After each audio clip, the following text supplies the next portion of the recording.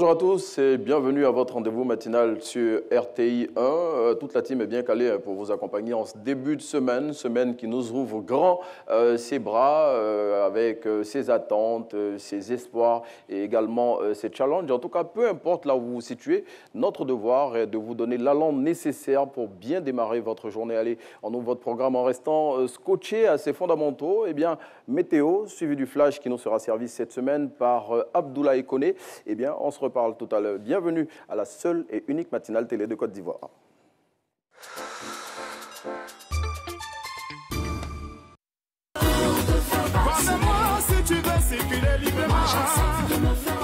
Un vaccin, tu ma vacciné, mais quand vacciné, tu prends qu'un quoi et Oma wawleo monsio jurao ngweo be kwa tu be vacciner be un ma tu bache ye bare o bataka yo ma tu bache to otaki okuye yi ni mam ma nyame kuriba o yesu baba Alassane Ouattara kula. Je remercie le gouvernement. J'appelle tous les frères de CEDEAO n'a qu'à venir vacciner. Lui qui n'est pas vacciné n'a qu'à venir vacciner. Voilà, Miaji, tous les résidents de Miaji, les ressortissants de CEDEAO n'ont qu'à venir vacciner. C'est trop important. Je me suis fait vacciner depuis les premiers jours. Parce qu'il faut que nous donnons l'exemple. C'est nous qui sommes les mamans. Une si très vilaine maladie qui arrive et que le gouvernement nous donne gratuitement, nous avons le devoir de nous faire vacciner et de sensibiliser tout le monde parce que c'est une sale maladie. Donc je pense qu'au niveau de Méadji, il faut le reconnaître qu'en tout cas, il y a un engouement. À chaque fois que les doses arrivent, en tout cas, c'est fini. Le vaccin Covid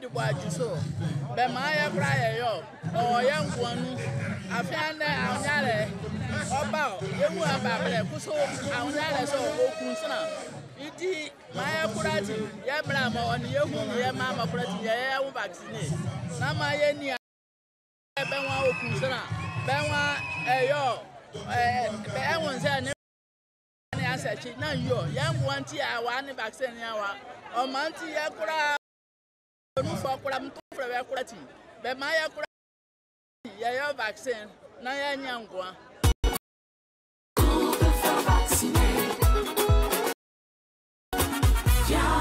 Vacciner.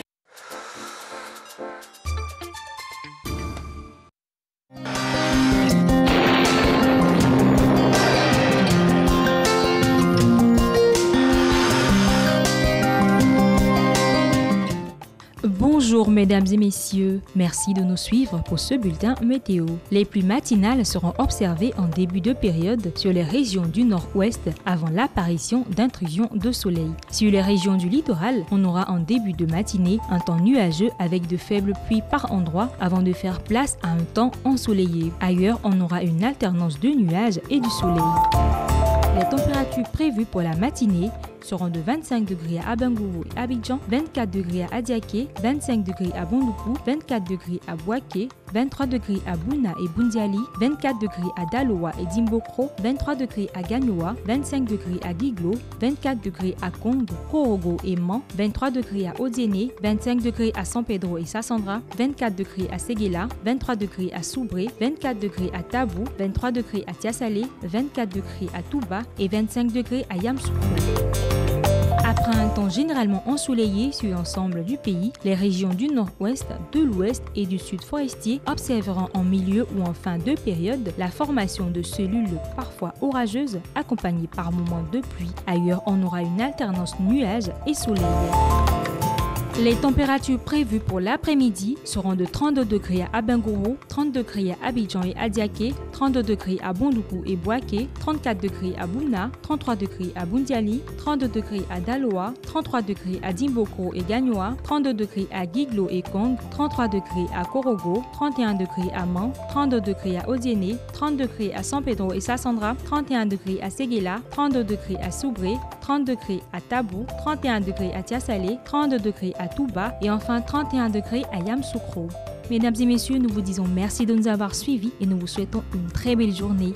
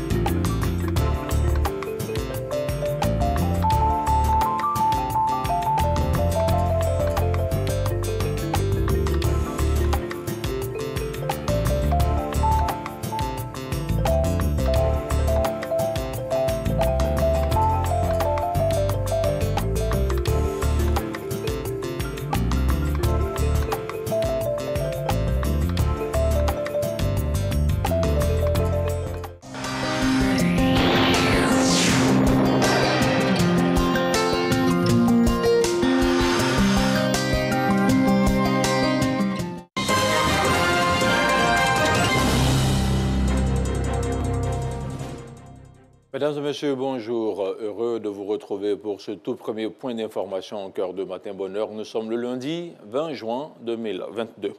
Le ministre de l'Enseignement supérieur et de la Recherche scientifique a animé vendredi dernier une conférence de presse. Le professeur Adama Diawara a annoncé le recrutement de plus de 500 enseignants-chercheurs. Le détail avec Sephora Zegui. Depuis le 13 juin dernier, les résultats du concours 2022 de recrutement des assistants chefs de clinique et attachés de recherche sont connus. Sur un effectif de 1921 candidats au total, seulement 391 admis pour les assistants, 40 pour les attachés de recherche et 77 pour les assistants chefs de clinique.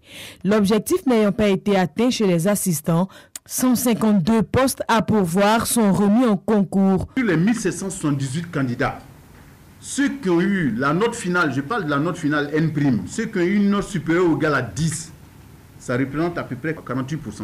Ça veut dire qu'il y a 52% qui n'ont même pas eu la moyenne.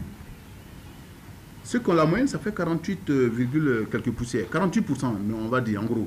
Donc vous avez 52% des candidats qui n'ont même pas eu la moyenne. Alors, donc, ce qui va se passer, c'est que les 102 postes non pourvus, plus les 50 postes de l'université de Bondoukou, ce qui fait en tout 152 postes, seront remis à concours en octobre. On ne peut pas laisser des postes non pourvus pendant qu'on a des docteurs non recrutés qui sont encore là. Quand même, on ne peut pas faire ça. Mais ça ne veut pas dire aussi qu'on va prendre des gens dont le profil n'est pas recherché. Ce qui fait que cette fois-ci, pour le concours d'octobre, on va être très clair. On ne va pas s'arrêter au domaine et aux mentions, on va aller aux spécialités. Selon Adama Diawara, son département ministériel fait face à des défis d'insuffisance d'enseignants dans certaines spécialités. Le nombre de docteurs qui sortent de nos universités est largement supérieur au nombre de postes budgétaires qu'on peut créer dans nos structures d'enseignement supérieur et de recherche scientifique. Pour résoudre ce problème, le ministre propose un processus de formation doctorale. Pour résoudre ce problème, nous allons passer du processus de formation doctorale simplement à la création d'écoles doctorales bientôt, par voie de décret qui passera en Conseil des ministres. Et en ce moment-là, le nombre de doctorants, ou si vous voulez, le nombre d'étudiants qui vont intégrer les écoles doctorales sera calculé en fonction des possibilités d'absorption du marché de l'emploi. De 2012 à 2022, ce sont 4064 enseignants-chercheurs qui ont été recrutés. Pour cette année, 660 postes à pourvoir, dont 450 pour de nouveaux recrutements et 210 glissements catégoriels disponibles. Le dimanche 19 juin marquait la célébration de la fête des pères, une célébration passée inaperçue dans le district d'Abidjan. Un désintérêt des populations pour la fête des papas constaté par Davy Soyo avec le commentaire de Walter Hamadou Ouattara. Samedi 18 juin, veille de la fête des pères, un groupe de commerçantes entretient l'ambiance pour annoncer la couleur.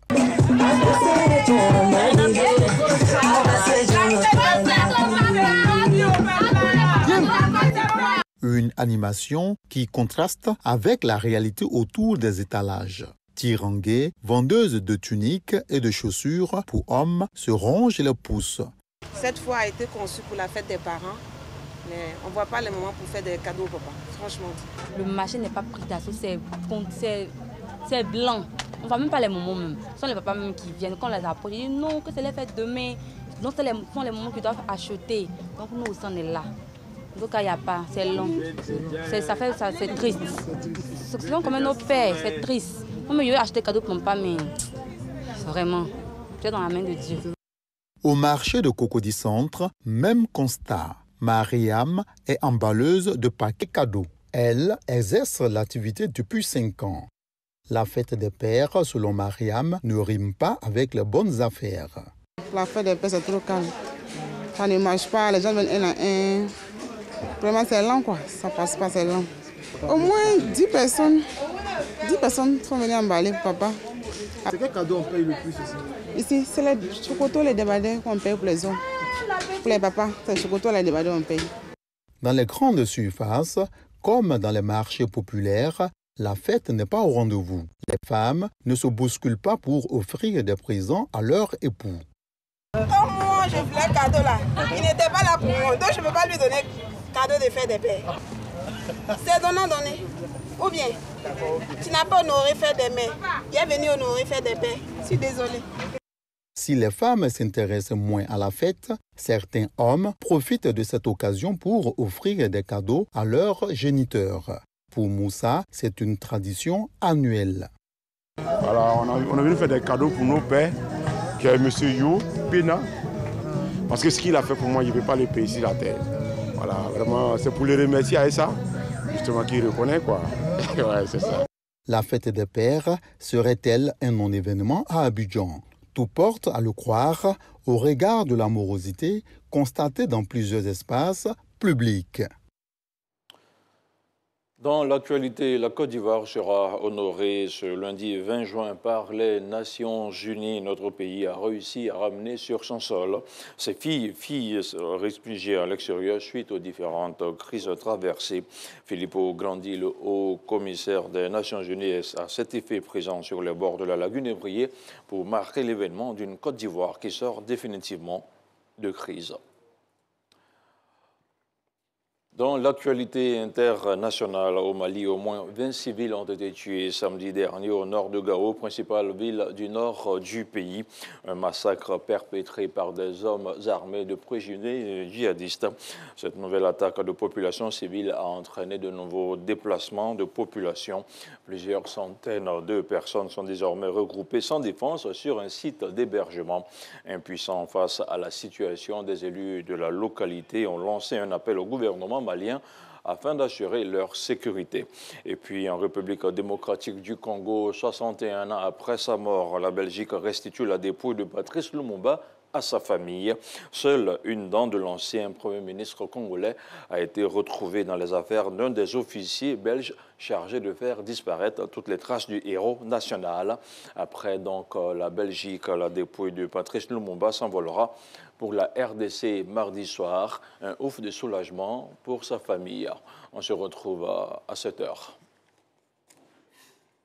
Voilà, très heureux de vous retrouver, Abdoulaye. Bon, j'ai vu l'élément avec assez d'intérêt sur la fête des pères. Bon, franchement, bonne fête à nous les pères. Hein, Abdoulaye?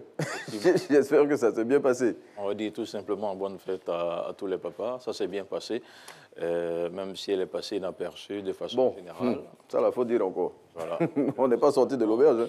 C'est ça, le plus important. Franchement, en tout cas, santé et puis voilà. C'est le plus important. Bonne fête à tous les pères de Côte d'Ivoire, même si c'est avec un jour de retard. Et puis, bonne fête, hein, Abdoulaye Koné, heureux de te retrouver. Abdoulaye Koné, qu'on va retrouver tout à l'heure pour la suite de l'info sur RTI 1 et dans Matin Bonheur, votre émission. Eh bien, merci d'être en notre compagnie. Merci de démarrer cette semaine avec nous. Nous sommes dans le mois de juin et aujourd'hui, il a dit, nous sommes le 20 juin 2022, plus que quelques jours hein, pour passer au mois de juillet. Et, voilà, toujours du plaisir d'être en votre compagnie. Eh bien, à présent, on déroule le sommaire de cette émission. On va démarrer avec les infos jour J. Deux infos à vous livrer aujourd'hui dans ce numéro de Matin Bonheur. Juste derrière, on ira sur nos marchés pour vous proposer les prix des denrées qu'on y trouve dans la rubrique « Combien ça coûte ?» Et juste derrière « Combien ça coûte ?» Eh bien, on ira cette fois-ci dans les kiosques à journaux pour vous proposer aujourd'hui la revue des titres, plutôt en lieu et place de la revue de presse. On continuera hein, dans le déroulé de notre conducteur. Vous le savez si bien avec nous. Tous les jours, on vous propose du fitness. On ne dérogera pas à la règle aujourd'hui. On aura notre fitness. Et puis, voilà, on parlera avec le colonel Yeo Marius qu'on a reçu il y a quelques jours de la saison des pluies à nouveau aujourd'hui dans Instant Vérité de ce jour. Et puis, on vous proposera bien évidemment la chronique sport. Nous sommes lundi aujourd'hui. Eh bien, merci hein, d'être en notre compagnie. Merci de nous suivre de partout dans le monde entier. Eh bien, en parlant du monde entier, on aura info continue aujourd'hui pour refermer cette émission. On parlera de football avec le président de la FIFA. Ce sera vers la fin de votre programme. Eh bien, pour l'heure, on vous propose les infos jour J.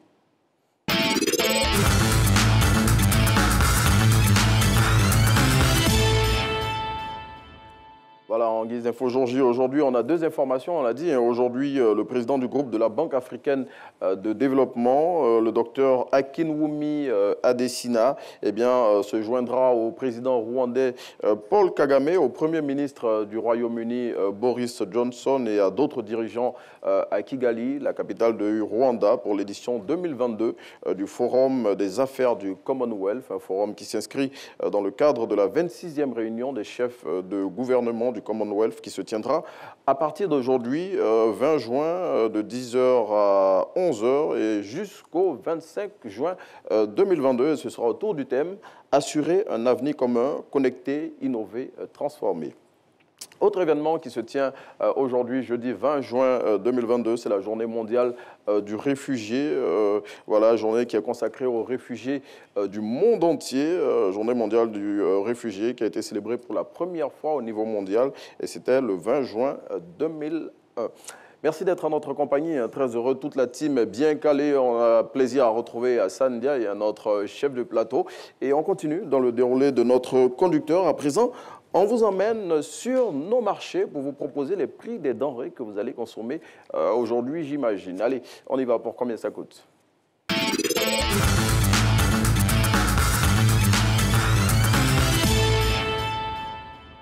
Et ce sont des produits vivriers qu'on vous propose ce matin dans ce numéro de Combien ça coûte. Et pour ces produits, on démarre tout de suite avec l'igname bete dont le prix du kilo, tenez-vous bien, est à 300 francs CFA. Assez intéressant comme prix, ne vous en privez pas. Allez-y, consommez l'igname, c'est très bon pour la santé. Bon, autre variété d'igname pour lequel là le prix est un peu plus élevé, c'est à 500 francs CFA le kilo. C'est l'igname Klenglais, j'espère que je prononce bien. Karim qui est en haut, il me donne la bonne prononciation. Après l'igname, on s'intéresse à la pomme de terre dont le prix du kilo est à 500 francs CFA.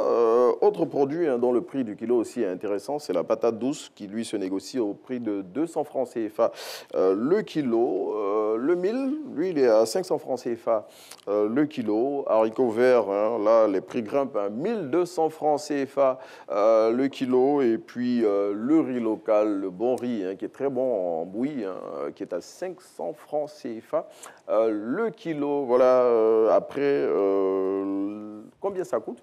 Eh bien, on va vous proposer de partir maintenant dans les kiosques à journaux pour savoir ce que nous proposent les unes de la presse de ce jour.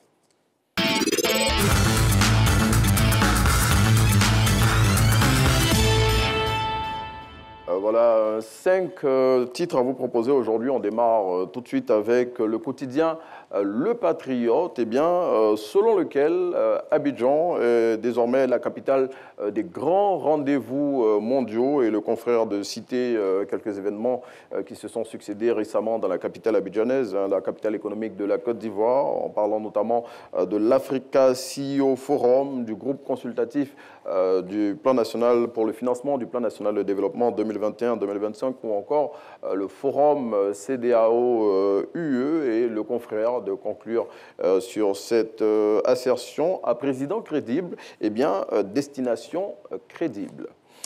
Autre quotidien qu'on vous propose aujourd'hui dans cette revue des titres, c'est Le Jour Plus. Le Jour Plus qui parle de cette évasion spectaculaire d'un baron de la drogue qui a eu lieu à la maison d'arrêt et de correction d'Abidjan ce week-end. Eh bien, le quotidien dit tout sur cette affaire assez rocambolesque. Et il donne les précisions du garde des Sceaux, ministre de la Justice, à ce sujet. On continue dans le déroulé des titres que nous vous proposons aujourd'hui avec le quotidien L'Inter. Le quotidien L'Inter qui nous propose un reportage dans la ville de Tengrela qui est située à l'extrême nord de la Côte d'Ivoire, ville qui est sous le feu de la menace terroriste, ville dans laquelle le maire, bien évidemment, dit que chacun doit être un œil pour les forces de défense et de sécurité. En le disant, le premier magistrat de cette commune appelle ces populations à participer activement à leur niveau à la lutte contre le terrorisme en dénonçant bien évidemment tous les comportements et toutes les personnes qui seraient suspectes. Et voilà, il propose aussi le quotidien qui va au-delà de l'info dans son numéro de ce jour, les précisions du chef de la communauté Peul et aussi des solutions proposées contre le djihadisme par un expert. On continue avec le quotidien Le Nouveau Réveil. Le Nouveau Réveil qui, dans son numéro de ce jour, livre un témoignage exclusif du nouveau maire de la commune de Boisflé, qui, on le sait, a été victime d'un grave accident de la circulation il y a quelques mois. Et bien, il parle de cet accident et de tout ce qui a prévalu pendant sa convalescence et surtout ce qui l'a sauvé de la mort lors de ce drame qu'il a vécu. Et puis on referme ce numéro de la revue des titres avec le quotidien Le Matin. Le quotidien Le Matin qui nous parle du plus vieux parti de Côte d'Ivoire, le PDCI, est à ce sujet. Il pose la question de savoir si le président de ce parti joue avec le feu. Il le dit en parlant bien évidemment des dysfonctionnements structurels qui selon lui régneraient au sein de ce parti et des guerres de clans aussi et surtout des divisions des instances dirigeantes de ce parti. Eh bien, pour tout savoir sur ces sujets qui sont évoqués dans les différents titres de la presse de ce jour, il faut vous procurer les journaux que nous vous avons proposés aussi, tous les autres journaux de la presse nationale. Merci d'être en notre compagnie. Eh bien, on va vous emmener à présent bouger. On est en début de semaine, il faut bouger pour lutter contre le stress. Et bien évidemment, c'est ce qu'on vous propose dans le numéro du fitness de ce jour. Allez, on bouge bien et on se retrouve tout à l'heure.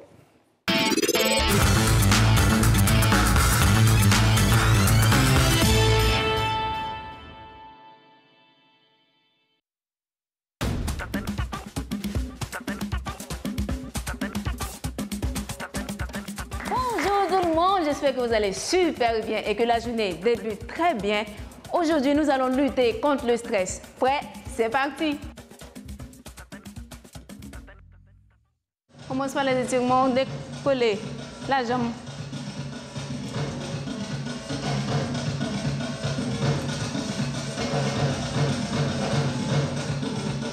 Changer de jambe. Très bien.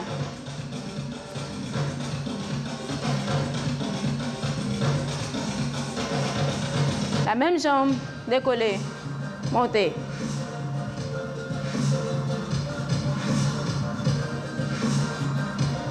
Changer.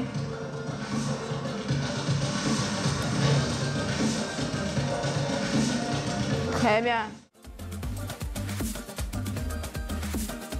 À la marche, là. De chaque côté, continue. Continuez, go.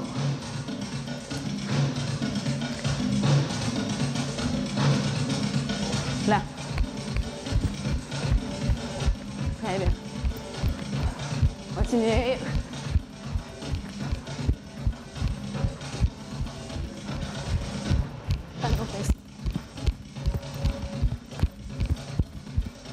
Changez de sens, go.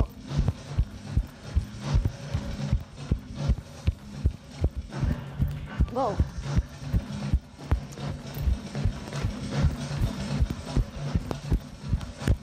Repasse. Basculer.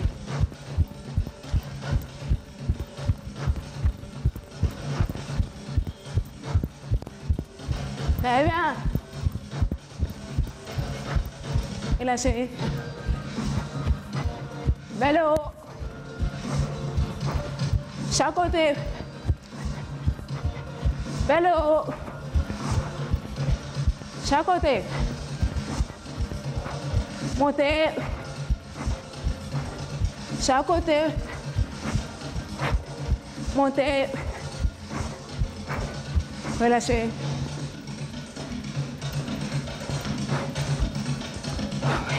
Continuez.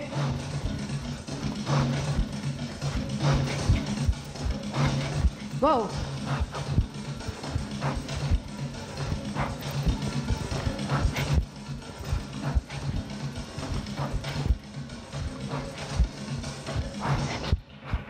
On alterne là.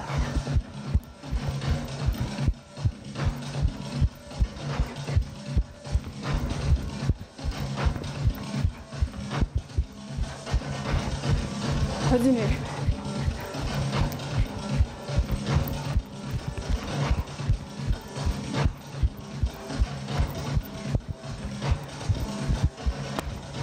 Relâchez. Légèrement. On tient. On n'abandonne pas. Relâchez devant.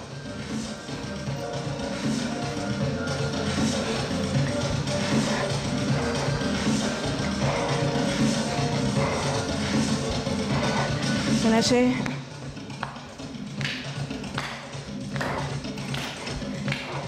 Continuez.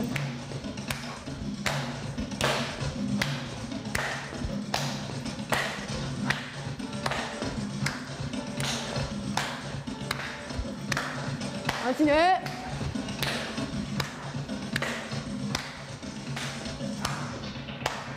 Relâchez.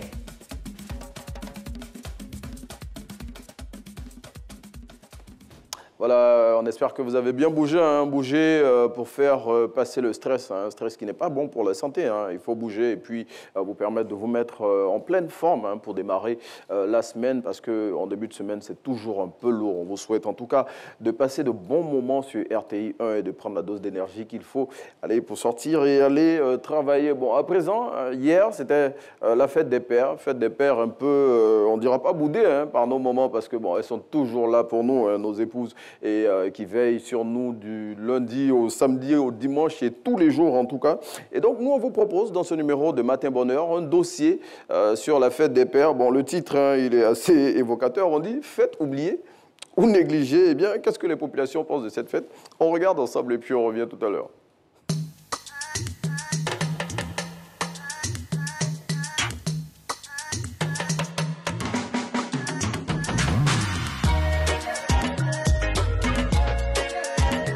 Je m'appelle Adolphe Laï.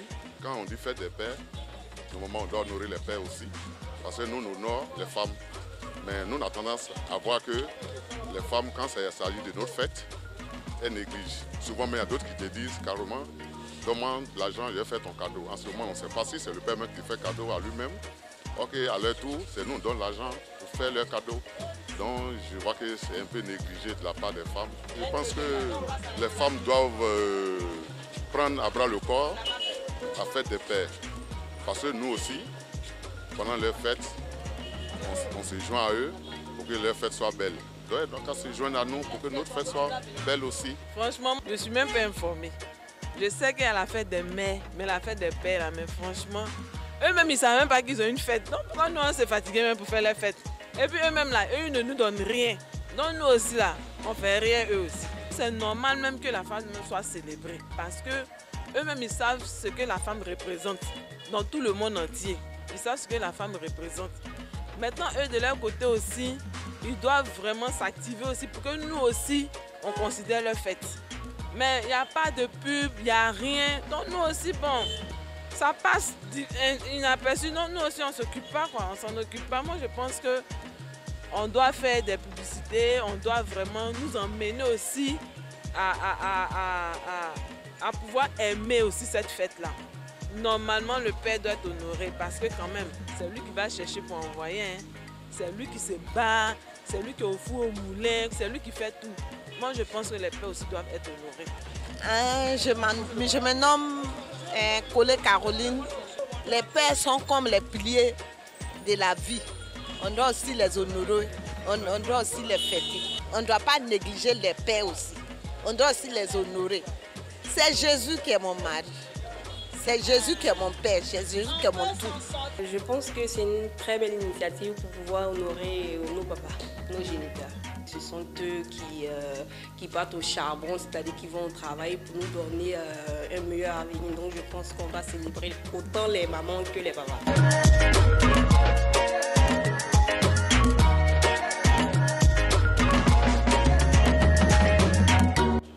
C'est une très belle fête parce que les pères, il faut les célébrer. En principe, quand il s'agit de la fête des mères, tout le monde, il y a l'engouement partout, mais pour les pères, il n'y a pas d'engouement. Bon, sincèrement, moi, je me demande pourquoi ça se fait. Bon, moi, je mets la faute sur les hommes des médias. Parce que les hommes des médias, quand il s'agit de la mère, c'est eux à publicité un peu partout. Mais quand il s'agit des pères, ils ne le font pas. Bon, pour moi, la fête des pères est une initiative qu'on pris en compte pour pouvoir valoriser les pères, de pouvoir les rendre hommage. Parce que être père, ce n'est pas facile. Et toutefois, toute une année en train de donner de l'ordre, d'occuper, en train de satisfaire les besoins, en train d'essayer de faire ton mieux pour être un bon père. Donc il arrive un moment où on doit te rendre hommage pour que tu sois aussi encouragé. Donc pour moi, c'est ça la fête des pères. C'est un moment d'hommage, de reconnaissance de tout ce que le père fait. Mais vous savez, connaissez les femmes. Mais quand on dit femmes, il y a un petit discours, comme on le dit de façon ordinaire. Les femmes ont tendance à publier le problème. Quand il s'agit de faire des femmes, elles ont tendance à faire la publicité. Elles-mêmes se vendent. Tout ce qu'elles gagnent, elles se mettent en groupe pour faire les uniformes pour fêter. Alors que les pères n'ont pas plutôt le temps. Le père va tout le temps au travail, ils viennent, n'ont pas le temps de se croiser pour faire un uniforme pour fêter. Alors que les femmes, elles sont tout le temps ensemble, en train de faire des petites choses, même dans les marchés, les femmes qui vendent dans les marchés. Même, elles sont tout le temps en train de se mettre ensemble dans les organisations pour faire les fêtes. C'est ce qui fait qu'elles pourraient avoir plus d'ampleur, parce qu'elles se préparent plus. La fête des pères, bon, c'est une fête initiée, je crois, pour aussi célébrer les pères. Parce que vraiment, les pères font beaucoup pour nous, les mamans que nous sommes.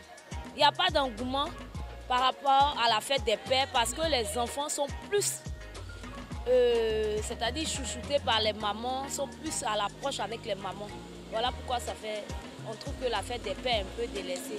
Les hommes, même en temps normal, ils préfèrent célébrer plus la femme. Et nous, les femmes aussi, à cause de beaucoup de difficultés que les hommes nous créent, donc nous aussi, on n'accorde pas beaucoup d'importance. Sinon, pour moi, je ne sais pas. Pour moi, c'est parce qu'on aime plus les mamans. Et la maman, c'est la fête des mères. Voilà pourquoi il y a plus d'engouement que la fête des pères. La fête des pères, bon, c'est une très bonne chose parce que nous honorons nos pères. Puis c'est une fête qui marque aussi la fierté de nos parents aussi. Parce que quand on parle de la fête des pères, on te dit que ton papa est vivant. Quand tu le fais, tu l'honores, c'est très important. Parce que nos papas sont nos dieux sur cette terre. Donc la fête des pères, c'est très important pour moi. Nos papas m'aident d'abord, mais quand c'est les femmes, ils s'oublient d'abord. Par rapport à notre maman. Les mamans là, elles sont pleines d'associations, tous nos papas ils n'ont pas d'association. Et même les pères là, même les fêtes à plutôt là, ils s'oublient, ils sont là, ils ne sont pas mouvementés. Quand tu vas dire papa viens on va sortir là, c'est même pas sûr, il va dire je n'ai pas le temps, je suis fatigué. Donc c'est à un moment là, elle risque de te suivre. Donc c'est une très grande différence entre le père et la mère. Par rapport à la maman, quand tu vas lui dire maman, ah pardon, est-ce que tu peux m'accompagner au glacé? Elle va, mais le père il va te dire non il n'a pas le temps, il est fatigué, que demain il sera au travail. C'est très différent de la mère.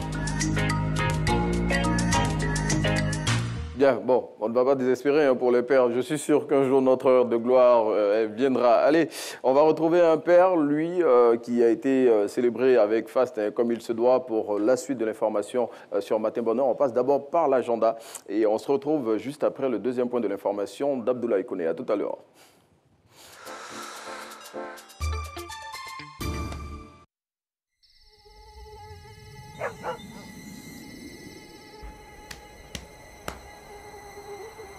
Dormez-vous en paix.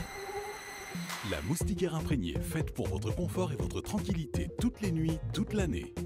Tous sous la moustiquaire imprégnée. N'oubliez pas les bons réflexes contre le paludisme. Ceci est un message du ministère de la Santé et de l'Hygiène publique. Le président du directoire du RHDP, Gilbert Koné-Kafana, convie mesdames et messieurs, les membres de l'encadrement politique et les élus du parti à une grande réunion d'information sur l'élection des secrétaires départementaux. Sont conviés le directoire, les membres du gouvernement, les ministres gouverneurs, le secrétariat exécutif, les secrétaires nationaux et leurs adjoints, les députés, les sénateurs, les conseillers économiques, sociaux, environnementaux et culturels, les présidents des conseils régionaux, les maires, les ex-coordonnateurs régionaux et leurs associés, les ex-délégués départementaux, les ex-présidentes et présidents des bureaux exécutifs nationaux des structures spécialisées et leurs bureaux. Date, lundi 20 juin 2022 à 15h précises au Palais des Congrès du Sofitel Hôtel Ivoire, 6 à Cocody. Ordre du jour, information sur l'élection des secrétaires départementaux. Fin de mise en place, 14h30. Notez bien, pour les badges d'accès, une permanence est ouverte à partir du samedi 18 juin 2022 à 9h à la rue Lépic à Cocody. Le Bureau ivoirien du droit d'auteur, Burida, porte à la connaissance de ses sociétaires et de l'ensemble de la population qu'à compter du 15 juin 2022, il démarrera le recouvrement de la rémunération pour copie privée et de la rémunération pour reproduction par reprographie. Sont concernés par la rémunération pour copie privée les importateurs et fabricants de supports et matériels destinés à l'enregistrement à usage privé de sons et d'images que sont les supports analogiques tels que les cassettes à bande magnétique, les supports numériques tels que les disques durs, clés USB, CD, DVD, ainsi que les téléphones portables, ordinateurs, décodeurs, radios, télé, etc. ayant une capacité de stockage. Les matériels d'enregistrement tels que les enregistreurs audio, enregistreurs vidéo, dictaphones, graveurs, etc. Et la rémunération pour reproduction par reprographie, quant à elle, concerne les fabricants et importateurs de tout matériel permettant la reproduction d'œuvres imprimées, graphiques et plastiques telles que les imprimantes, photocopieuses, scanners, fax, tireurs, etc. Le commissariat du Hadj informe l'ensemble des candidats au Hadj 2022 que les tests PCR anti-Covid et la distribution des kits de voyage ont débuté ce vendredi 17 juin 2022 pour les pèlerins du premier vol et se poursuivront selon les différents plans de vol. Les 8 vols charter sont programmés du 19 au 25 juin en raison d'un vol par jour, sauf le 19 juin marqué par 2 vols à 1h15 et 22h35. Le commissariat du Hadj compte sur la discipline et la patience de tous les pèlerins pour réussir le Hadj 2022. Infoline 27 22 59 80 00.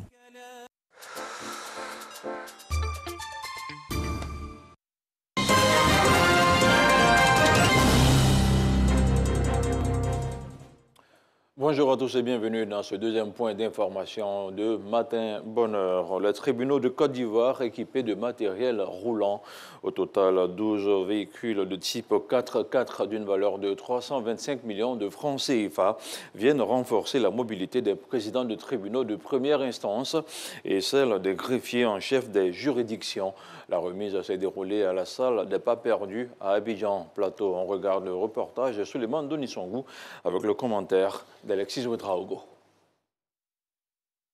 12 véhicules pour améliorer le fonctionnement de l'appareil judiciaire. Le geste est du garde des Sceaux, ministre de la Justice et des Droits de l'Homme. Le gouvernement, avec à sa tête le Premier ministre Patrick Hachi, a entrepris vraiment de doter les magistrats et les greffiers de moyens matériels pour leur permettre de travailler. Les bénéficiaires ont par la voix de leur porte-parole exprimé leur reconnaissance au garde des Sceaux, promettant en faire bon usage. Ils rassurent de leur ferme volonté à accompagner le gouvernement dans l'atteinte de ses objectifs. Je voudrais vous adresser nos plus vifs remerciements pour cette action sublime de remise de véhicules de fonction que vous venez de poser à l'endroit des chefs de juridiction et des greffiers en chef des dites juridictions. Au nom de tous les magistrats, nos remerciements infinis et notre profonde gratitude pour cette action incommensurable qui marquera à jamais votre empreinte indélébile au ministère de la Justice.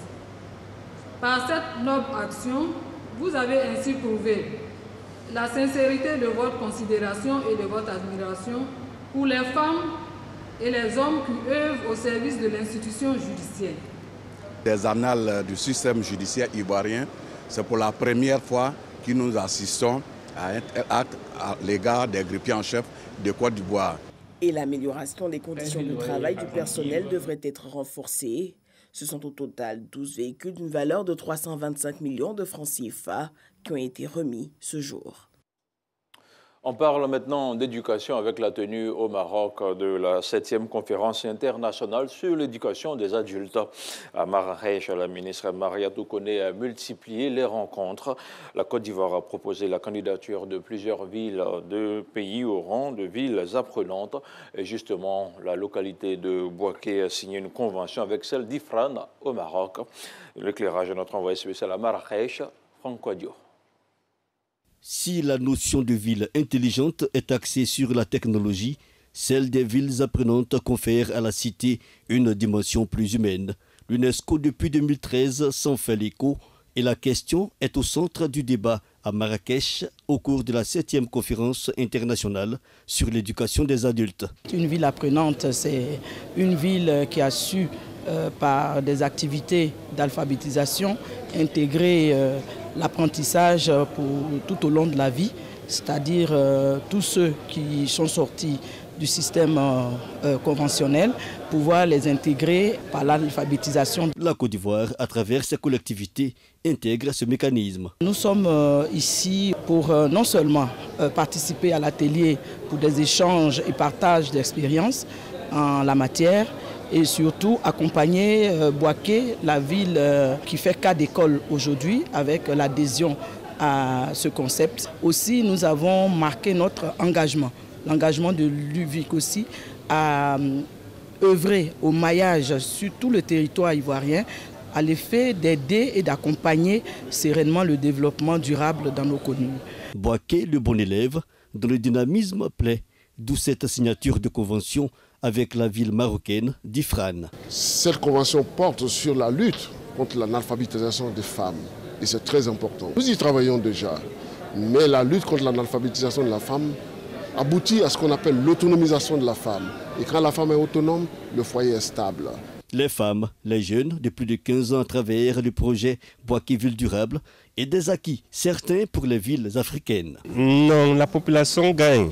Déjà, le fait de leur dire que nous sommes une ville apprenante et de leur expliquer, elle prend conscience et même au niveau de la citoyenneté, ça change. À juste titre donc, la chef de la délégation ivoirienne, à la tribune de réflexion autour des villes apprenantes, la ministre Mariatou Koné a pris cet engagement. Nous comptons, à travers la Commission nationale ivoirienne pour l'UNESCO, accompagner plusieurs villes telles que Abidjan, Yamoussoukro, Korogo, Daloa, Ma, San Pedro, Bundiali et Gagnoa à l'intégration du réseau des villes apprenantes de l'UNESCO. Certaines d'entre les villes dont j'ai parlé ont déjà candidaté. Cette année, il s'agit de Boaké et de Gagnoa afin d'intégrer ce réseau en faveur de l'alphabétisation. Nous prévoyons également la mise en place d'un comité national de pilotage des inscriptions et de gestion du réseau des villes apprenantes de la Côte d'Ivoire. Un modèle qu'entend suivre le Gabon. En marge des villes apprenantes, le projet de recherche et action sur les mesures d'apprentissage des bénéficiaires du programme d'alphabétisation RAMA a mobilisé l'intérêt de la délégation ivoirienne à ce 7e Confintea de Marrakech. On parle maintenant de religion avec les premiers pèlerins du vol étatique qui se sont envolés dimanche pour l'Arabie Saoudite. Au nombre de 413, ils iront accomplir le 5e pilier de l'islam, le pèlerinage à la Mecque.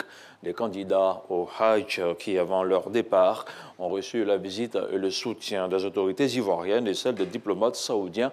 Un reportage signé d'Emadongui, Konepa Gassoro.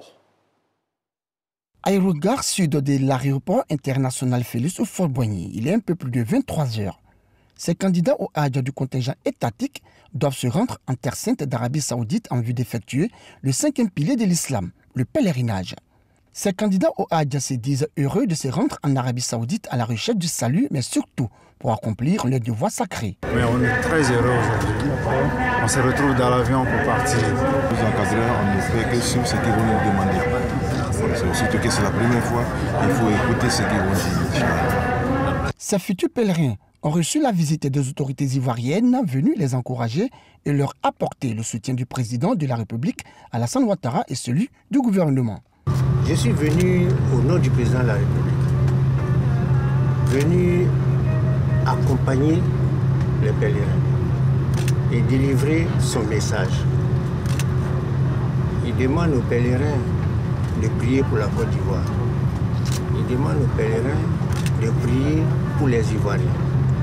Il demande aux pèlerins de prier pour la paix dans notre pays. Il a pris toutes les dispositions pour que ce pèlerinage ait effectivement lieu. L'engagement qui est pris par le gouvernement, c'est de tout faire pour que chaque pèlerin musulman, chaque frère en islam puisse effectuer cet acte qui est de la plus haute importance dans la religion musulmane. Les autorités ivoiriennes avaient à leur côté les responsables du COSIM et les diplomates saoudiens accrédités en Côte d'Ivoire qui se réjouissent de la bonne organisation du Hajj par le gouvernement ivoirien. C'est aux environs de 4h30 du matin que l'avion transportant les 413 futurs pèlerins a quitté l'aéroport international Félix Houphouët-Boigny. Et il est bon de rappeler que d'autres vols suivront ces 2 premiers vols prédécesseurs en Arabie Saoudite. Dans l'actualité internationale en Libye, selon l'estimation des organisations internationales, quelques 600 000 exilés se trouvent actuellement dans le pays. Des exilés qui sont soumis à l'enfermement et l'esclavage, victimes de violences dénoncées par l'ONU. En cette journée mondiale de réfugiés, Médecins sans frontières qui intervient dans le pays a publié un rapport sur le manque de protection des exilés et la faiblesse des dispositifs leur permettant de sortir du pays. MSF appelle à accélérer l'évacuation des plus fragiles, notamment grâce aux couloirs humanitaires. Et puis le programme alimentaire mondial réclame 426 millions de dollars afin de pouvoir répondre aux besoins des réfugiés par manque de financement. L'organisation humanitaire a indiqué avoir déjà commencé à réduire l'aide distribuée en Afrique, ce qui risque d'aggraver la situation. En effet, la guerre en Ukraine a aggravé la crise mondiale en créant 6 millions de réfugiés supplémentaires, mais aussi en faisant grimper les prix des produits de base, en particulier les céréales. On se retrouve à 7h30. Voilà, merci Abdoulaye Koné pour ce deuxième point de l'information et à tout à l'heure pour la suite. Eh bien, on vous emmène à présent dans le magazine Instant Vérité. Instant Vérité, aujourd'hui, on vous propose un élément que nous avons fait le lundi 12 juin 2022. C'était avec le colonel Yeo Marus, directeur des opérations de secours à l'Office national de la protection civile, avec lequel on avait parlé des saisons des pluies et des inondations qui en résultent partout en Côte d'Ivoire et particulièrement dans le district d'Abidjan. On regarde ensemble et on se retrouve tout à l'heure.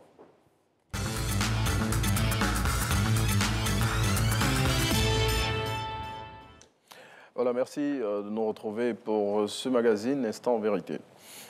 Prévenir, secourir, former, c'est la devise de l'Office national de la protection civile. Malgré toute la bonne volonté affichée par cette structure qui est en charge de la mise en œuvre de la politique gouvernementale en matière de protection civile, chaque année, les saisons des pluies et les inondations qui s'en suivent avec leur corollaire de destruction et de victimes viennent nous rappeler que face à la force de la nature, il faut être véritablement armé. Eh bien, que faire donc pour lutter contre les inondations afin d'affronter plus sereinement les saisons des pluies en Côte d'Ivoire? C'est la thématique sous laquelle va s'inscrire les échanges que nous allons avoir aujourd'hui dans ce numéro d'Instant Vérité avec le colonel Yeo Marus, directeur des opérations de secours à l'Office national de la protection civile. Bonjour, mon colonel. Bonjour, monsieur. Merci d'avoir répondu à notre invitation. Avant toute chose, est-ce que vous pouvez nous présenter l'organisme pour lequel vous travaillez? Très bien. Je voudrais vous remercier de cette opportunité que vous nous donnez et vous dire au nom du directeur général de l'Office national de la protection civile toute notre gratitude pour ce temps d'antenne qui nous est consacré afin de communiquer avec nos concitoyens sur cette thématique qui est d'actualité et qui est récurrente. Ok. Est-ce qu'on peut parler des missions et attributions de l'ONPC, justement? Très bien. L'Office national de la protection civile est chargé de la mise en œuvre de la politique définie par le gouvernement en matière de protection civile. Il s'agit de prévenir les risques civils, de participer à l'élaboration des plans de secours, la mise en œuvre de ces plans de secours. En un mot, il s'agit de coordonner l'ensemble des activités de secours d'urgence en liaison étroite avec les unités opérationnelles des services des ministères concernés, ainsi que les collectivités territoriales. Bien, je dis, quand vous avez fini de dire tout ça, quelle est l'étendue des pouvoirs dont vous disposez justement pour mettre en œuvre tout ce que vous avez dit là? L'ONPC a des pouvoirs au niveau national, qui s'étendent donc sur toute l'étendue du territoire. Et à ce titre, en coordination donc avec l'ensemble des ministères concernés, nous agissons pour apporter une réponse efficace à cette problématique qui nous permet de nous retrouver ce matin. Justement, en parlant d'efficacité de vos réponses, je veux dire, est-ce que vous disposez de matériel humain, en termes de ressources humaines, financiers et aussi en termes de logistique? Puisqu'on le voit, à l'occasion des saisons des pluies, il y a d'énormes dégâts que les pluies, malheureusement, font. Et dans les opérations de secours, ce n'est pas toujours évident. Le gouvernement s'efforce de mettre à la disposition de l'ONPC les moyens nécessaires pour accomplir la mission qui lui a été confiée. Au niveau humain, nous disposons d'environ 2000 personnels qui sont répartis sur l'ensemble du territoire national et qui agissent de concert avec les autres services dans leur localité pour adresser cette problématique-là. Au niveau matériel, au niveau logistique, des efforts sont consentis donc, chaque année en matière d'acquisition, mais également d'entretien du matériel opérationnel, matériel existant, pour garantir un certain niveau d'intervention quant aux différents sinistres et catastrophes auxquels nous pourrons être confrontés. Mais justement, en parlant de ces sinistres et catastrophes, mon colonel, j'ai cru entendre, hein, vous me direz si je me trompe, que l'ONPC fait partie de la commission d'attribution des permis de construire. Hein? Donc, je m'explique mal le fait que, je veux dire, l'ONPC soit membre de cette commission et on voit partout dans le district d'Abidjan, mais des constructions souvent dans des zones non constructibles. Et après, on assiste malheureusement à des catastrophes. Pourquoi l'ONPC n'agit pas en amont, justement, pour éviter que voilà, des permis soient accordés aux personnes qui construisent dans ces zones-là? Je vous remercie pour cette question qui nous permet d'échanger sur ce point important. La commission du permis de construire à laquelle l'ONPC participe est composée de plusieurs membres. Il s'agit donc pour chaque membre, en ce qui le concerne, et selon donc sa spécificité, d'intervenir pour garantir que les constructions sont faites selon les normes. En ce qui concerne l'Office national de la protection civile, nous intervenons en matière d'études de plan, en matière d'édiction de prescriptions quant à la solidité des bâtiments, et nous intervenons également quant à l'exploitation de ces bâtiments. Je vous donne à titre d'exemple, dans un bâtiment, il faut des portes que nous appelons des dégagements en nombre suffisant et en largeur également adéquate pour permettre l'évacuation des personnels en cas de besoin. Dans les missions de l'ONPC, il y a la prévention. Donc prévention veut dire prévenir les risques. Est-ce que par rapport à cette mission de prévention-là, l'ONPC au sein de cette commission ne devrait pas dire cette zone-là où une compagnie immobilière veut faire une opération, elle est dangereuse? Parce qu'après, c'est l'ONPC qui est en première ligne pour aller sauver les populations qui sont en danger. Très bien. Donc, comme je le précisais plus haut, chaque membre de cette commission, selon ses attributions, intervient dans sa spécificité. Mon colonel, l'ONPC a pour mission de prévenir. Ça fait partie de vos attributions? Tout à fait. Oui. Dans le cas de la commission du permis de construire, nous intervenons sur les spécifications techniques. Donc, dans ce cadre-là, la prévention n'est pas prise en compte. Concernant les plans, concernant les plans, les mesures de construction. Quant à l'attribution, la définition, l'attribution des lots ou l'attribution de la définition de certaines zones. Ça ne relève pas de la compétence de l'ONPC. Ça relève d'une autre mission spécifique d'autres structures. OK. Donc, je veux dire, donc vous ne disposez pas d'un droit de veto au sein de cette commission, si je vous suis bien. Même quand on sait que la zone est dangereuse, que si on y construit... Bon, je vais prendre la route de Bingerville. On a tellement de promotions immobilières pour ceux qui connaissent Bingerville. Il y en a même qui se trouvent dans des bas-fonds. Mais je veux dire, on laisse faire. Est-ce que l'ONPC, donc, je dis, vous êtes dans cette commission-là à titre consultatif, vous ne pouvez pas dire non, non, c'est pas bon? L'ONPC, comme l'ensemble des membres de la commission du permis de construire, dispose du droit de veto. C'est-à-dire, dans cette commission... L'avis négatif d'un membre de la commission annule toute progression sur le dossier concerné. C'est-à-dire, dans cette commission, chaque membre dispose du droit de veto. Voilà. Si, par exemple, sur une douzaine de ministères, un ministère estime que les conditions ne sont pas remplies pour que l'action qui est prévue soit menée, l'action s'arrête jusqu'à ce que les conditions soient remplies pour que... je laisse aux téléspectateurs le soin d'apprécier ce que vous venez de dire. Et ça veut dire que dans tout ce qu'on voit là, les zones non constructibles et tout ça, aucune des commissions, aucune des structures qui ne siègent au sein de cette commission d'attribution des permis là, ne lève le petit doigt pour dire cette zone-là, c'est dangereux. Bon, passons, mon colonel, passons. Je veux dire, votre structure accompagne le ministère de l'assainissement dans l'opération qui a démarré là pour sauver ma vie, je quitte les zones à risque. Comment se passe cette collaboration? Puisque là, on parle de la même chose. Hein. Prévention des risques. Cette collaboration se passe bien. Nous assistons le dit ministère dans cette mission pour permettre, dans le cadre de la réalisation de ces missions spécifiques, de permettre la protection des populations. Donc c'est cela. Oui, donc je veux dire, vous ne faites que de l'accompagnement. Nous l'accompagnons, nous l'assistons, nous l'appuyons dans le cadre de cette mission-là. Ok. Mission qui a déjà démarré. Depuis le 5, on est rentré dans la phase active. Les destructions ont déjà commencé et tout ça, je le rappelle pour nos téléspectateurs, dans certaines zones du district d'Abidjan. Et puis, depuis quelques semaines, vous avez entrepris une campagne pour prévenir les risques d'inondation. Comment cela se passe effectivement? Très bien. Dans le cadre de la prévention des risques d'inondation, cette campagne vise à rappeler à nos concitoyens les consignes d'usage pour faire face aux effets néfastes des pluies diluviennes, qui ne sont pas, en fait, nous le rappelons, une fatalité. Voilà.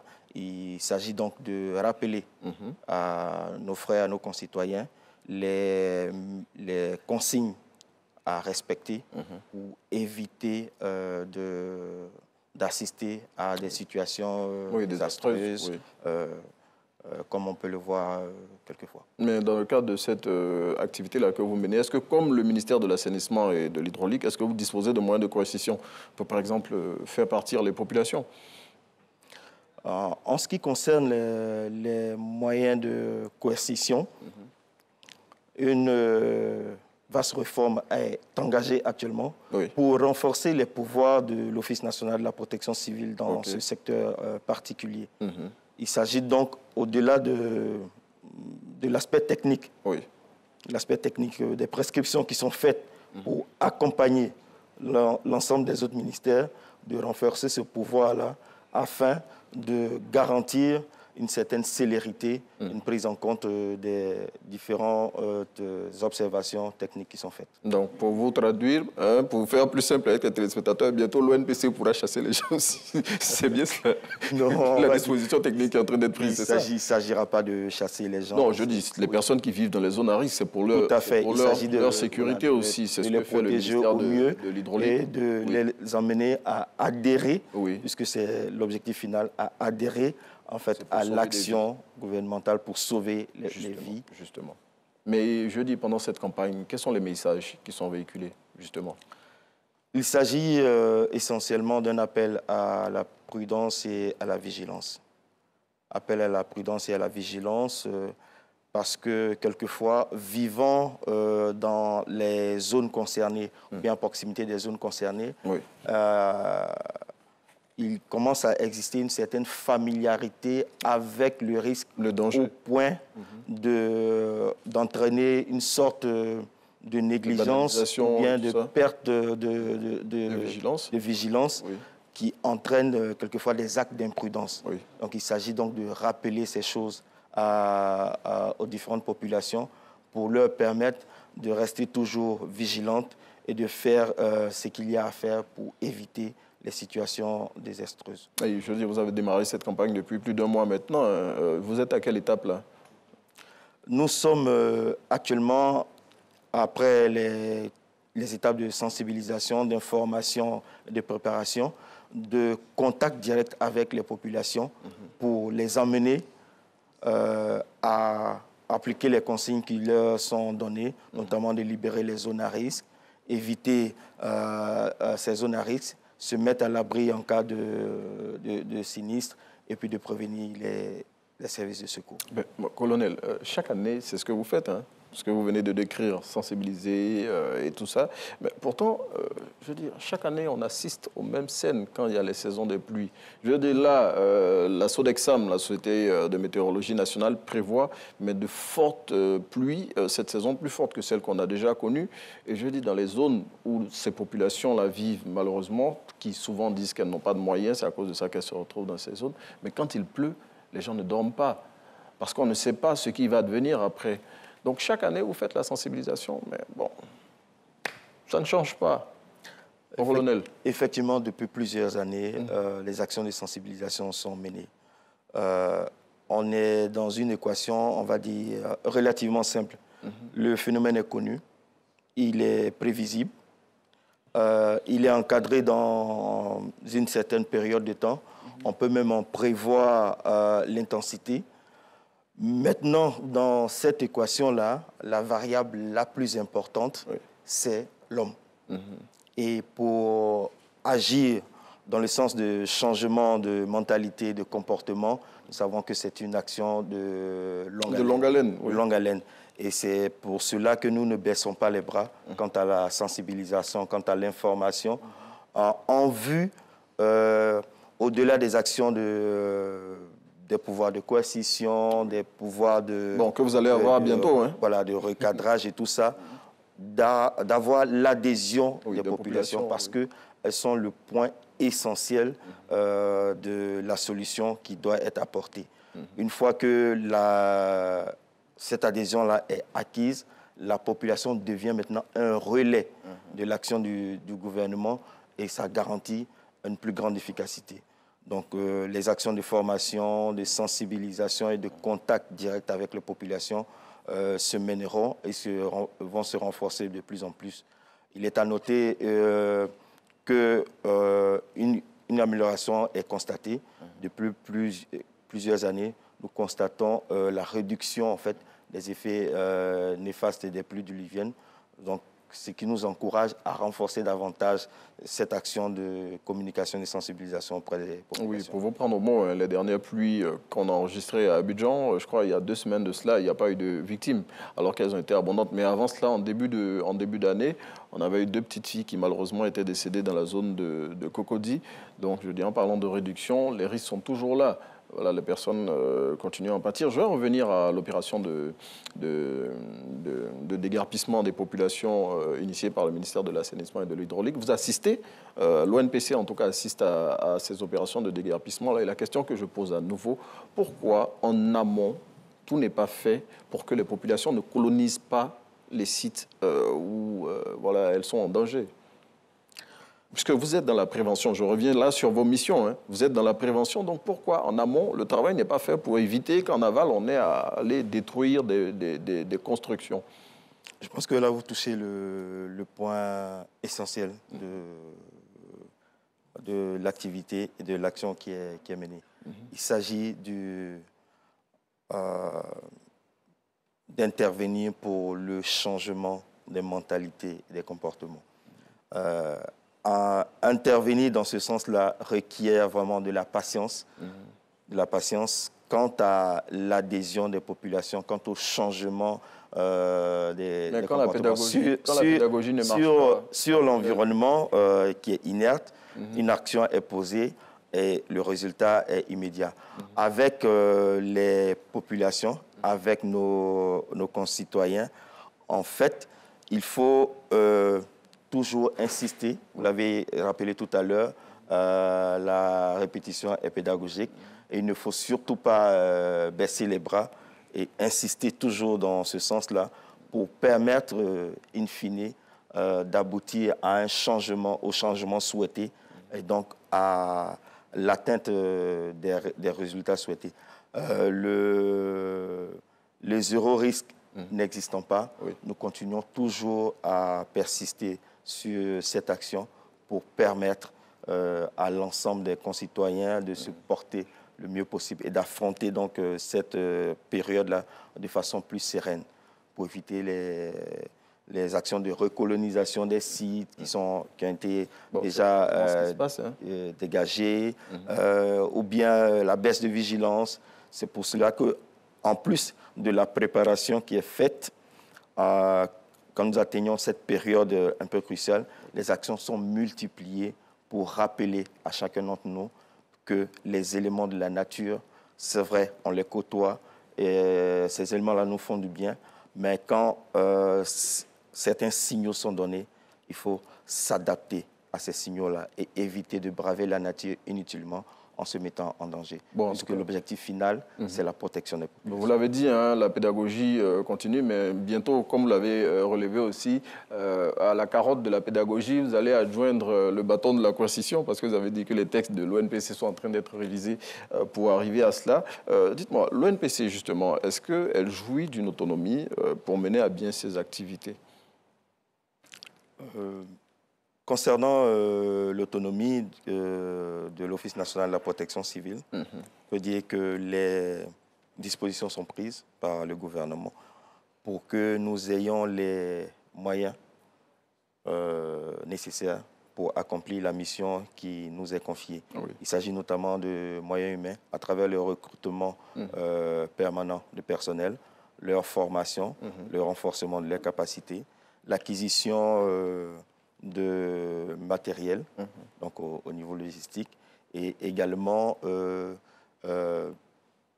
certaines réformes pour renforcer l'efficacité de cette organisation. En parlant de recrutement de personnes, je dis récemment, bon, il y a peu, hein, il y avait eu quelques petits mouvements d'humeur dans les centres de secours d'urgence en raison de mécontentement de pompiers civils. J'imagine que c'est réglé maintenant. Après plusieurs rencontres, sous l'égide du ministre de l'Intérieur et de la Sécurité, les rencontres de haut niveau ont été menées et à travers le dialogue et surtout l'écoute et l'éclaircissement de certains points d'ombre, la sérénité est revenue dans la maison, aussi bien au niveau entre la hiérarchie et le personnel qu'entre les personnels, la hiérarchie et puis les hautes autorités. En parlant de sérénité, mon colonel, je vais vous demander de regarder votre caméra et de dire ce qu'on doit retenir des échanges que nous avons eus ce jour.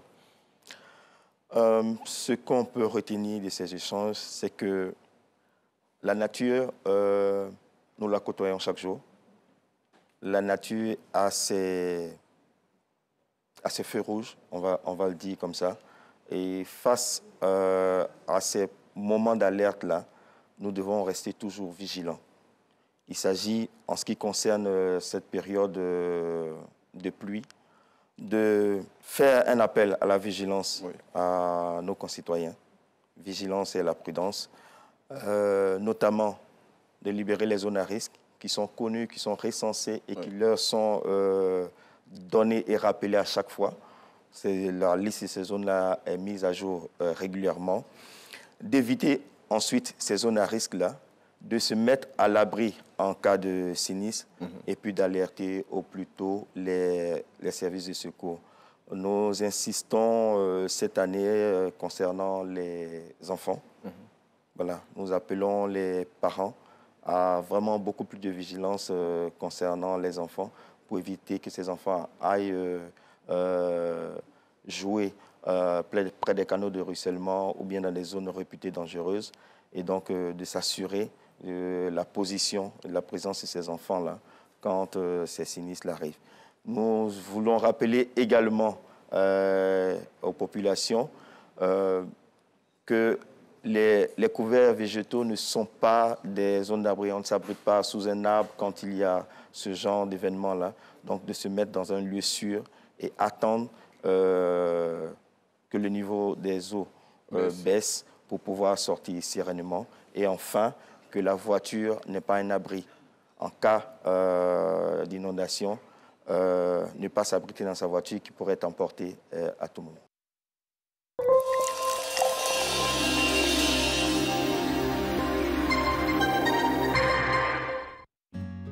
Pourquoi tu vas prendre mon argent pour payer un ancien? Il faisait quoi l'ancien et puis il n'a pas mis son argent de côté? C'est pas facile mon petit, il ne me reste que ma pension pour vivre. Tu bois plusieurs bouteilles ici dans le mois. T'entends de boire comme ça ta retraite. Je vois clair dans cette histoire de retraite complémentaire. L'IPS Ségrae vous offre Ma retraite, ma vie, votre nouvelle série sur les enjeux de la retraite. À ne pas rater tous les dimanches à 17h50 sur RTI 1. Nous vous donnons rendez-vous dans votre nouvelle série Ma retraite, ma vie.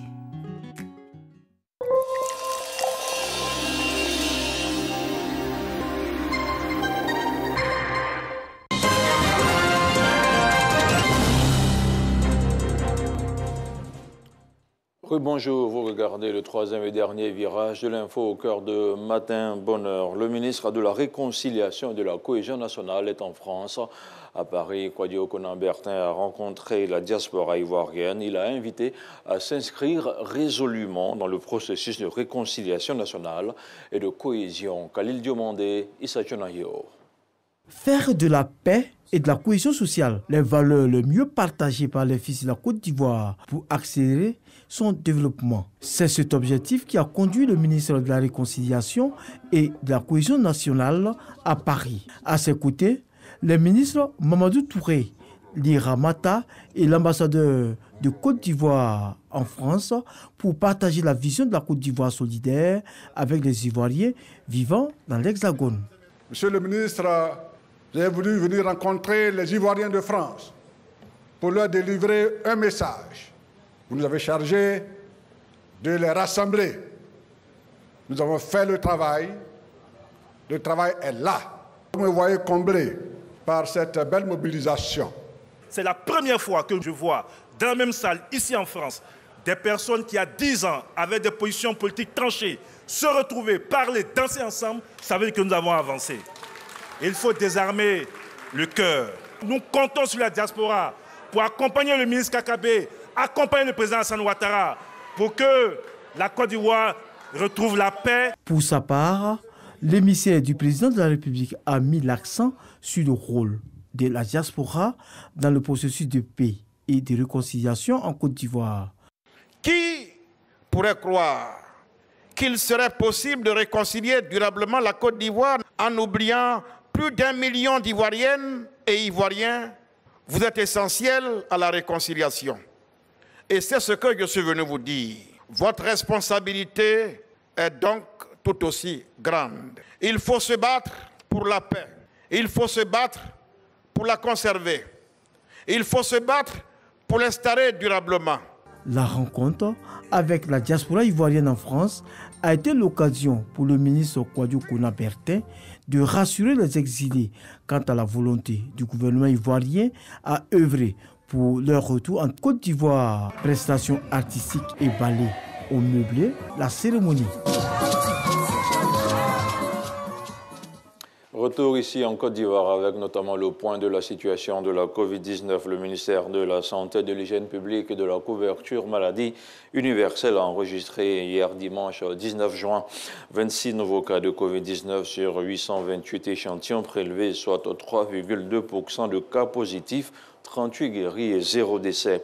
À la date du 19 juin, la Côte d'Ivoire compte donc 82 724 cas confirmés, dont 81 780 personnes guéries, 802 décès et 142 cas actifs. Le nombre total d'échantillons est d'1 538 676. Le 18 juin, 12 392 doses de vaccins ont été administrées, soit un total de 14 721 083 doses du 1er mars 2021. Au 18 juin 2022, le ministre de la Santé, de l'Hygiène publique et de la couverture maladie universelle invite toutes les personnes de plus de 12 ans à se faire vacciner dans les centres dédiés. Il rappelle que le vaccin contre la COVID-19 est gratuit et volontaire. Dans l'actualité internationale, en France, le camp d'Emmanuel Macron a obtenu 245 sièges à l'issue des élections législatives de dimanche, un score en dessous de la majorité absolue qui est de 289. Il est suivi de la NUP avec 135 sièges et du Rassemblement national qui a fait une percée historique en comptant 89 sièges, selon un décompte complet publié tard dans la nuit. Les Républicains gagnent ainsi 61 sièges et son allié UDI 3 contre une centaine dans la précédente législature. Le taux d'abstention est le plus grand gagnant de ce scrutin avec 53,77% selon le ministère de l'Intérieur. En Colombie, le socialiste Gustavo Petro, un économiste de 62 ans, a été élu président de la République dimanche 19 juin. Le sénateur l'a emporté avec 50,49% des voix contre 47,26% pour son adversaire indépendant Rodolfo Hernández, un ingénieur et entrepreneur millionnaire âgé de 77 ans. Et pour la première fois en 2 siècles, la droite n'était pas représentée au second tour du scrutin présidentiel. Voilà, c'est la fin de ce flash d'information. Merci de nous avoir suivis. Je vous retrouve demain avec beaucoup de plaisir. Mais d'ici là, je vous laisse en compagnie de Renaud. Voilà, merci à Abdoulaye Koné qu'on va retrouver, comme il a dit, demain pour d'autres infos dans votre émission Matin Bonheur. Je voudrais dire merci à toutes les personnes qui nous suivent de partout dans le monde, particulièrement à la diaspora ivoirienne qui est disséminée un peu partout sur l'étendue du globe. Je voudrais saluer les communautés du Sénégal, du Mali, de la Guinée, en tout cas tous ces pays de l'Afrique de l'Ouest où on a de fortes communautés ivoiriennes. Et puis, je voudrais dire un bonjour particulier aux populations d'Aïgbé, Kofikro, c'est dans le sud-est de la Côte d'Ivoire. Voilà ces populations de ce village qui a été créé en août 1967 par un monsieur qui s'appelle Aïgbé Kofi. Et donc, c'est son nom qui a été donné à ce village de la localité du département plutôt d'Aboisseau, dont la population est estimée à près de 20 000 habitants. Aïgbé Kofikro, une forte zone de production, notamment de manioc, de palmiers à huile et d'EVA. Et je voudrais saluer toutes les populations voisines de ce village. Je voudrais citer les villages de Bakakro, Brahimacro, Toumangué, Amankokro, Boro Bakoro, Beniakri, Kladikro ou encore Wonengorokro. Allez, merci à tous de suivre RTI 1 et tous ses programmes, et particulièrement Matin Bonheur. À présent, on va retrouver Ngamblé Konaté qui est avec nous, et avec lui, bien évidemment, tous les lundis, on parle de sport.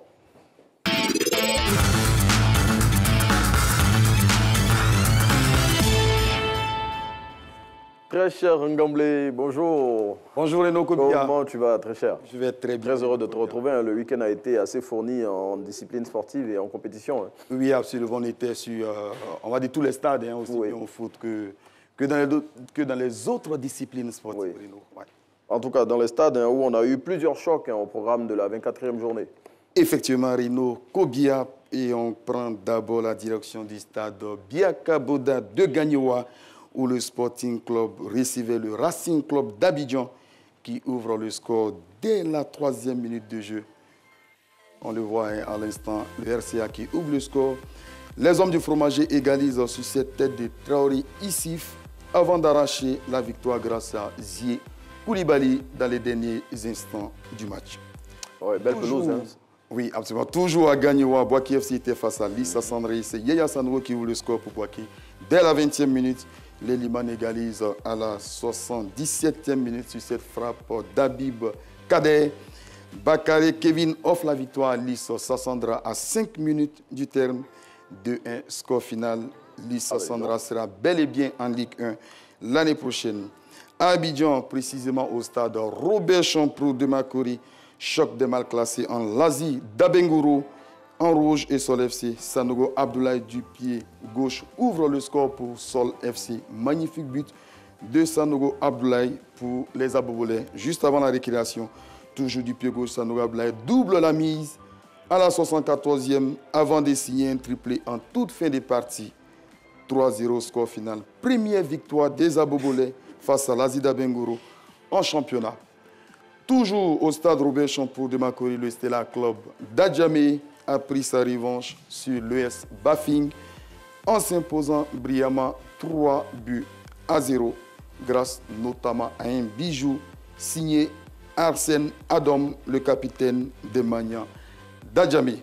Le duel entre le FC San Pedro et la Société Ministre de l'Armée était très disputé, Renaud Kobia. Et c'est le FC San Pedro qui a eu le dernier mot sur un coup franc. On va le voir dans quelques instants, un coup franc de Wayou Constant, dévié par l'infortuné Dao. San Pedro s'impose 1-0. C'est le même score qui a sanctionné l'opposition à SEC Mimosa Club Omnisport de Korogo. L'unique but de la partie a été inscrit sur penalty par Karim Konaté, son 16e but de la saison. Korogo est officiellement relégué en Ligue 2. À noter la victoire de la FAD de Ndri Kofi Romaric 1-0 face à l'USC Bassam Renaud Kobia. Bon, malheureusement pour les Corogolais, ils vont descendre en Ligue 2. Bon, je sais qu'ils vont s'armer de courage pour mieux revenir la saison prochaine.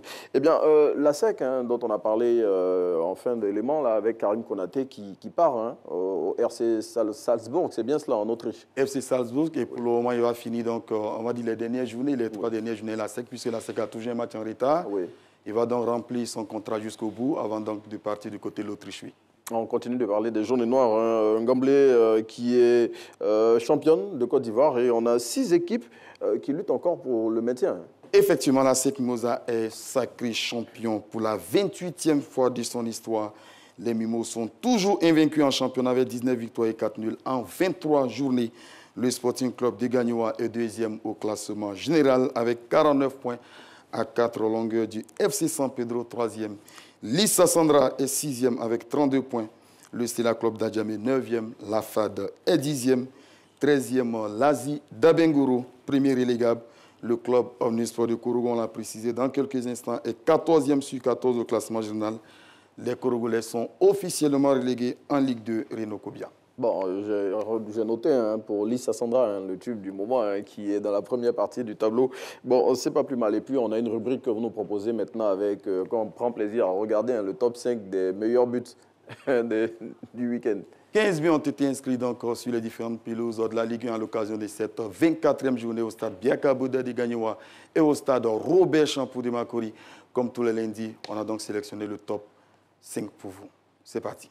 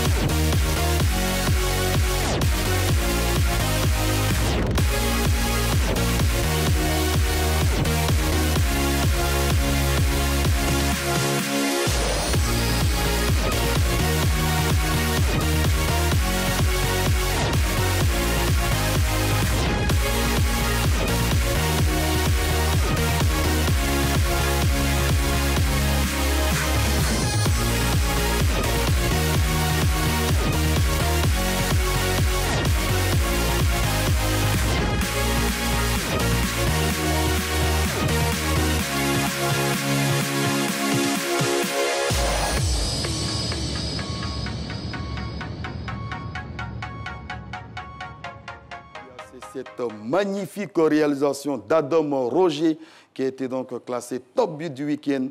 Il va caresser ce ballon du pied gauche qui ne laisse aucune chance donc au portier de l'US Bafing. Renault Kobia, c'est tout simplement magnifique ce but. Bon, il y a de belles choses à voir sur la pelouse ivoirienne. On le voit ici avec ces magnifiques réalisations que vous nous avez proposées. On quitte la Ligue 1, Ngambele, on part en Ligue 2 où la bataille est serrée dans l'une des poules de la deuxième division ivoirienne. Jour de match et de vérité entre le stade d'Abidjan et l'Africa Sport qui s'affrontent cet après-midi sur le coup de 15h30 au stade Robert Champoux de Makori. Choc entre le premier et le deuxième de la poule B. Malheureux vaincu, nous dit Jean-Sylvain Resso. En Ligue 1 s'annonce explosive entre l'Africa Sport et le stade d'Abidjan.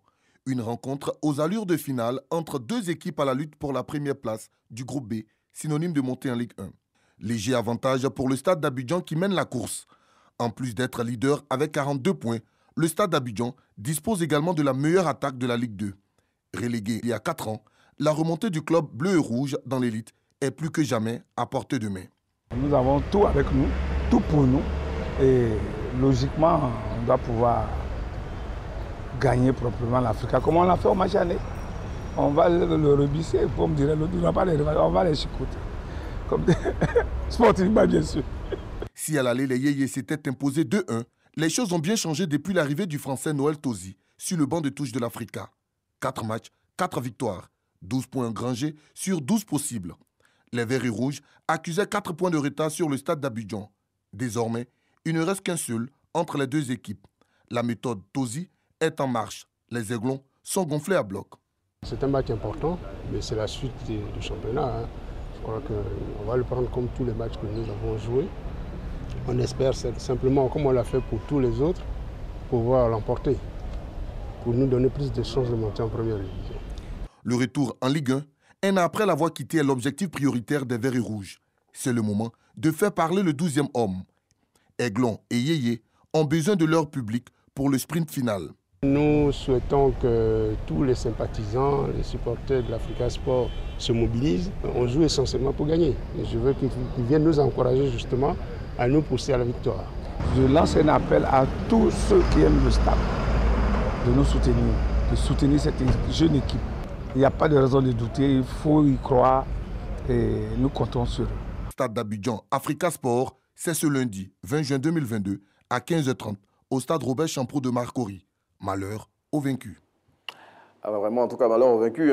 Deux mastodontes du football ivoirien, il y a des années de cela, mais qui aujourd'hui sont en Ligue 2. Bon, que le meilleur gagne. Hein. Oui, que le meilleur gagne. Le Stade d'Abidjan, qui est la première équipe ivoirienne à remporter une compétition africaine, face donc à l'Africa Sport d'Abidjan, qui est l'équipe ivoirienne qui a remporté le plus de trophées sur le plan continental. Sur le plan continental. 18 fois champion de Côte d'Ivoire contre 5 fois champion de Côte d'Ivoire pour le Stade d'Abidjan. C'est donc deux grandes équipes qui s'affrontent, qui ont une histoire dans le football ivoirien qui s'affrontent cet après-midi. Vraiment malheureux vaincus. En tout cas, malheureux vaincus. Et les deux présidents ont lancé un appel à la mobilisation à leurs supporters. On l'a vu le week-end écoulé, des supporters de l'Africa qui ont lancé une cagnotte et une mobilisation de fonds avec Yodé, du groupe Yodé Siro. Avec Yodé, le magnifique et tout, qui ont mobilisé quand même, on va dire, une somme importante. Oui, 2 millions, plus de 2 millions, j'imagine. Absolument, pour soutenir le club. Et c'est ce qu'on demande. On imagine qu'aujourd'hui, le stade Robert Champrou de Marcory va refuser du monde.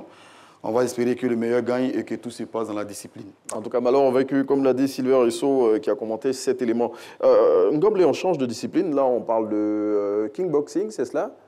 Ou bien on parle plutôt de tir à l'arc? Oui. Non, mais avant, il y a le président de la Ligue professionnelle de football. Si vous regardez le conducteur, il y a le président de la Ligue professionnelle de football, Salif Bitogo, qui s'est prononcé dans notre micro. Et il parle des dispositions qui ont été prises spécialement pour ce match de cet après-midi entre le Stade d'Abidjan et l'Africa Sport. On a décidé au niveau de la Ligue de faire ce match payant afin de pouvoir filtrer le flot de personnes pour venir au stade. C'est pour ça que le match Africa Stade sera payant pour cette rencontre. Pour ce match, on a pris des dispositions pour que ce soit des arbitres internationaux qui officie cette rencontre. Donc je pense que toutes les dispositions ont été prises. Le football est un facteur de rapprochement, que le meilleur gagne, que ce soit dans un environnement apaisé. Hein? C'est bon? Oui, Ngoblé, on l'a vu, dispositions pratiques qui sont prises par la Fédération ivoirienne de football pour permettre que ce match-là de ce soir se passe dans de très belles conditions. Mais on parle de tir à l'arc à présent, Ngoblé Konaté. Oui, absolument, avec l'archer ivoirienne championne d'Afrique, on va recevoir donc dans quelques instants, mais bien avant, Jean-Sylvain Risso nous la présente. Très peu connu du grand public ivoirien, le kickboxing sera bientôt à l'honneur à Abidjan. La capitale économique ivoirienne abritera deux événements dédiés à ce sport de combat. Le premier constitue le championnat Wako Kickboxing Ouest Afrique et le deuxième, le gala international Crazy Fight Night Peace and United. Ce championnat, nous l'avons placé sous le thème de Peace and Unity, qui veut dire paix et unité. On aura les meilleurs de l'Afrique, qui sont les meilleurs dans leur pays, qui vont venir. Donc les meilleurs en Afrique qui seront là. Que nous, en tant que mairie de Port-Boué, on mettra tout en œuvre pour qu'on ait vraiment une grande partie de la jeunesse qui sera présente à ce rendez-vous sportif. Ce championnat qui se déroulera du 7 au 9 juillet 2022 constituera un rassemblement sous-régional organisé sous l'égide de la Confédération africaine de kickboxing, Wako Zone 2. Ces tournois de combattants amateurs et professionnels, avec une pyramide de rencontres, mettront en jeu 10 ceintures professionnelles, dont 8 IFOC et 2 titres continentaux. Des combats qui détermineront le meilleur combattant par style et par catégorie. L'objectif de ces grandes attractions est d'en faire le grand rendez-vous international de kickboxing jamais réalisé en Afrique de l'Ouest. Une compétition aérienne donc 7 au 9 ici à Abidjan. L'objectif est donc de faire la Côte d'Ivoire la plaque tournante du kickboxing en Afrique de l'Ouest. En tout cas, belle compétition qu'on attend avec grande impatience. À présent, on va s'intéresser à notre invitée du jour qui est avec nous. Avec elle, on va parler de tir à l'arc, mais avant, on regarde ce document. Née le 31 janvier 2003 à Toupa, dans le département de Dabou, Esmel Anne-Marcel Diombo est une hachère ivoirienne qui a fait ses débuts en 2017 à l'âge de 14 ans à Dabou. Passée internationale en 2016, elle participe aux Jeux africains de 2019 avec la délégation ivoirienne. Marcel Diombo remporte ses premiers podiums africains seniors à ces Jeux, avec l'or à l'épreuve individuelle et l'argent par équipe. Cette deuxième médaille est partagée avec ses deux coéquipières, Fatou Bane et Kobi Anne-Marie. Des performances qui n'échappent pas aux autorités ivoiriennes. En 2021, Diombo Marcel reçoit le deuxième prix national de la meilleure athlète. Une première pour le tir à l'arc ivoirien. La championne d'Afrique, qui est récompensée grâce aux fruits de ses efforts, a reçu les encouragements du ministre des Sports, Paulin-Claude Danhaut, qui a félicité la lauréate et traduit la fierté du gouvernement ivoirien pour les sportifs qui défendent les couleurs de la nation à l'international. Marcel Diombo, Matin Bonheur, Amel Lumbia Sien-Sien, Etramon Akpayeji. Bravo Marcel Diombo et bienvenue à Matin Bonheur.